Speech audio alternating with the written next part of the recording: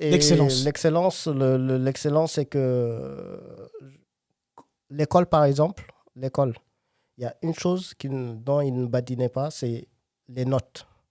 Quand on recevait nos notes trimestrielles. Mhm. Et il en faisait même carrément un conseil avec tous mes frères. C'est-à-dire que le premier qui reçoit ses notes, on faisait un conseil de famille. D'accord. Et donc, chaque note, il était en train de les... il ne se contentait pas, par exemple, du français ou l'histoire géo. C'est-à-dire que jusqu'à même la musique, euh, Toutes les matières. l'éducation physique, toutes les matières, il les détaillait petit à petit. Donc, ça pouvait durer 2 heures.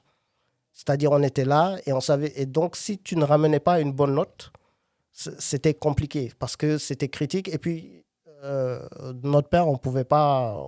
C'est-à-dire, tu pouvais même pas essayer de dire oui, mais.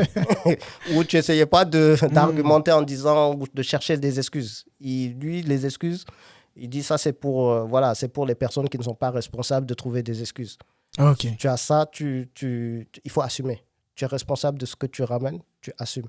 Mais ne cherche pas d'excuses ou de bouc émissaire. Parce que ça, c'est pour les personnes, entre guillemets, disaient les personnes faibles qui n'assumaient pas, en fait, non responsables.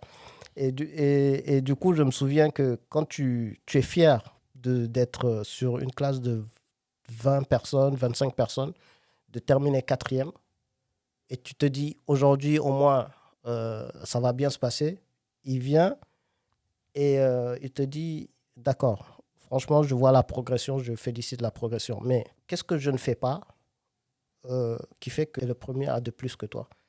Est-ce qu'ils ont un stylo un peu plus en or? Est-ce qu'ils ont un cerveau mieux que le tien? Qu'est-ce qui... Donc, tu vois, en fait. Et donc, toi, là où tu es content d'être quand même parmi les meilleurs, finalement, ils te poussent à être premier. Et donc,